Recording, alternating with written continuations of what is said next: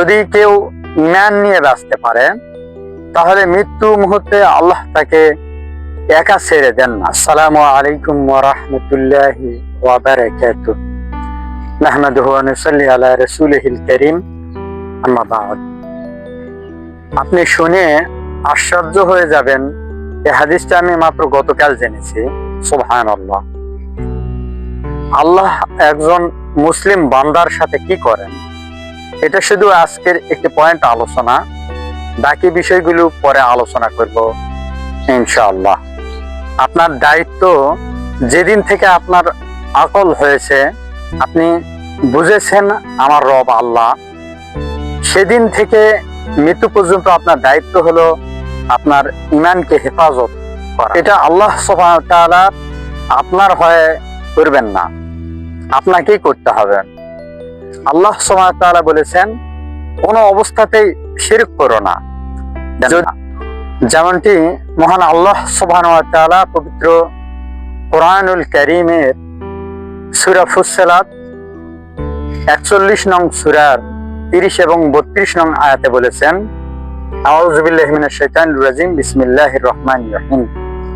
ইন্নাল্লাযীনা ক্বালু রাব্বানাল্লাহ সুম্মা ইসতাকামু তাতানাজ্জালু আলাইহিমুল মালায়েকা আল্লা তাখাফু ওয়া লা তাহজানু ওয়া আবশিরু বিল জান্নাহ আল্লাতী কুনতুম তুআদুন নাহনু আউলিয়াউকুম ফি হায়াতিদ দুনিয়া ওয়া ফিল আখিরাহ।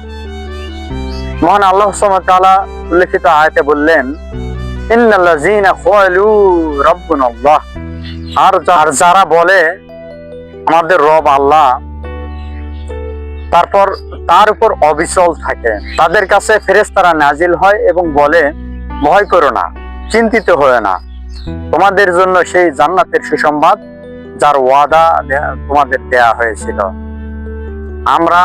আমরাই দুনিয়া ও আখিরাতে তোমাদের বন্ধু।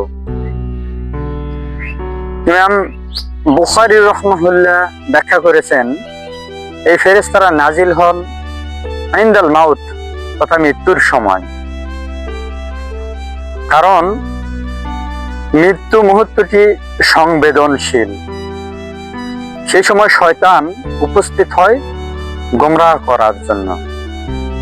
এ বিষয়ে হাদিস শরীফে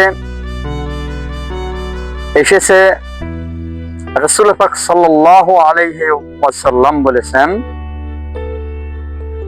ইন্না ইবলিস ক্বালা ওয়া ইজ্জাতিকা ইয়া রাব্ব লা আবরাহা আবওয়াবি বানি আদম মাদামাত আযওয়াহুহুম ফি আজসাবিহিম ফাকাল আল্লাহু ওয়া ইজ্জাতি ওয়া জালালি লা আজালু আগফির লাহুম মাস্তাগফিরুনি।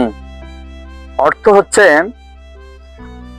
ইবলিস বলল, হে আমার রব, তোমার ইজ্জতের কসম, যতক্ষণ তাদের দেহে প্রাণ থাকবে আমি আদম সন্তানকে গোমরাহ করতে থাকব। জবাবে আল্লাহ সুবহানাহু ওয়া তাআলা বললেন, আমার ইজ্জত ও মহিমার কসম, যতক্ষণ তারা আমার কাছে ক্ষমা চাইবে আমি তাদের ক্ষমা করতেই থাকব। সম্মানিত দ্বীনী ভাই ও বোনেরা, উল্লেখিত কোরআন এবং হাদিস থেকে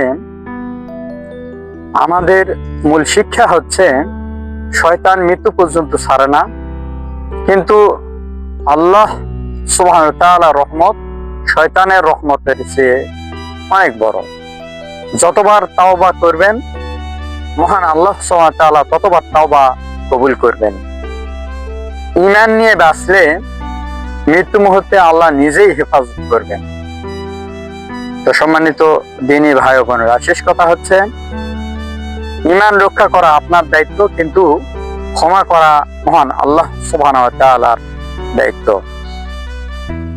তাই আজ থেকেই ইস্তেগফার বাড়ান, ঈমান মজবুত করুন এবং মহান আল্লাহ সুবহানাহু ওয়া তাআলার উপর অবিচল থাকুন। মহান আল্লাহ সুবহানাহু ওয়া তাআলা আমাদের প্রত্যেককে তার দ্বীনের উপর অবিচল থাকার তৌফিক এনায়েত করুন। সাদাকাল্লাহুল আলিয়্যুল আযীম। সালামু আলাইকুম ওয়া রাহমাতুল্লাহি ওয়া বারাকাতুহু।